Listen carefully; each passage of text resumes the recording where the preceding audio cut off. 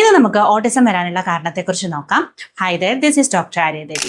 ഒരേ ഒരു കാരണം കൊണ്ട് മാത്രമാണ് ഓട്ടിസം വരുന്നതെന്ന് നമുക്ക് പറയാനായിട്ട് സാധിക്കില്ല.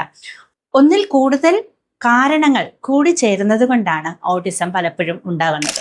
നമ്മുടെ ഫാമിലിയിൽ ഈ ഒരു ടെൻഡൻസി ഉണ്ടെങ്കിൽ നമുക്കത് വരാനുള്ള ചാൻസ് കൂടുതലാണ്.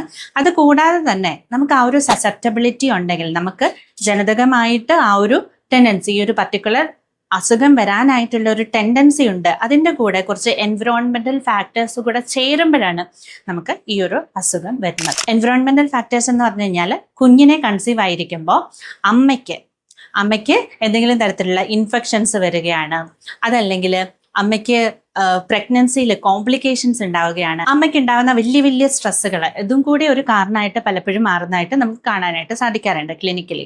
ഫ്രജൈൽ എക്സ് സിൻഡ്രോം പോലെയുള്ള ജനിതക വൈകല്യങ്ങളുടെ കൂടെ ഓട്ടിസം വരാനുള്ള ചാൻസ് ഉണ്ട്. ഇതിന്റെ ട്രീറ്റ്മെന്റിനെ കുറിച്ച് പറയുകയാണെങ്കിൽ, ട്രീറ്റ്മെന്റിന്റെ ഉദ്ദേശം തന്നെ കുട്ടികളെ ഇൻഡിപെൻഡന്റ് ആക്കി എടുക്കുക എന്നുള്ളതാണ്. അവരെ അവരുടെ കാര്യം ചെയ്യാനായിട്ട് പ്രാപ്തരാക്കുക എന്നുള്ളത് തന്നെയാണ്.